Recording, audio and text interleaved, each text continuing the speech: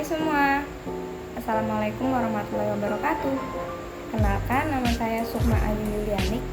Saya dari Prodi Tadris Bahasa Inggris 3, NIM 21124013. Di video kali ini, saya akan menjawab beberapa pertanyaan UTS yang benar-benar harus saya jawab.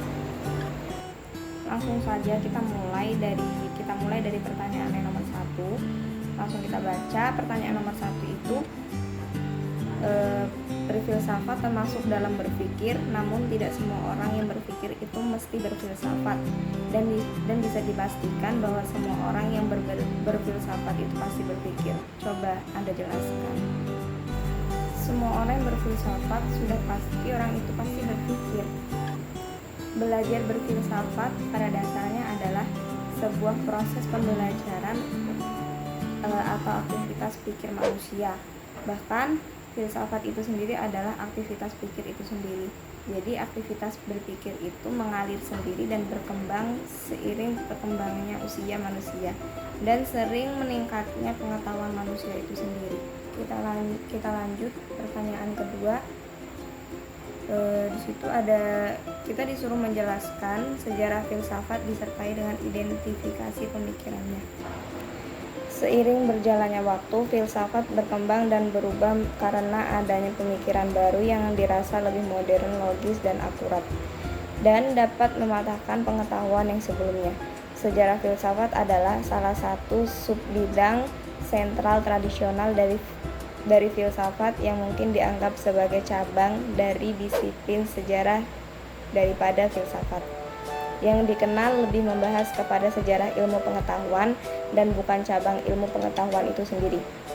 Sejarah filsafat meneliti para filsuf besar, pengaruh satu filsuf terhadap yang lain, seperti sebagaimana pengaruh pemikiran Aristoteles dalam pemikirannya Aquinas, Husserl dan Heidegger atau Frege dalam pemikirannya filsafat seperti zaman kuno, abad pertengahan, era modern, abad ke-19, dan periode abad ke-20 sampai sekarang abad ke-21 ini.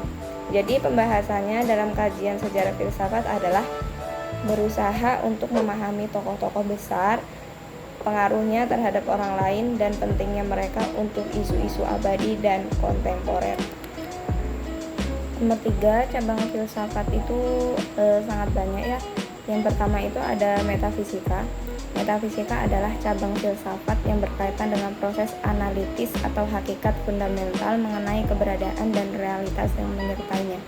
Yang kedua, ada epistemologi, yang artinya cabang filsafat yang mempelajari tentang hakikat dari pengetahuan, justifikasi, dan rasional keyakinan.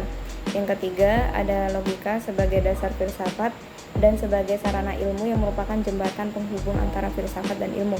Yang keempat, ada aksiologi, yang merupakan cabang filsafat ilmu yang mempertanyakan bagaimana manusia menggunakan ilmunya.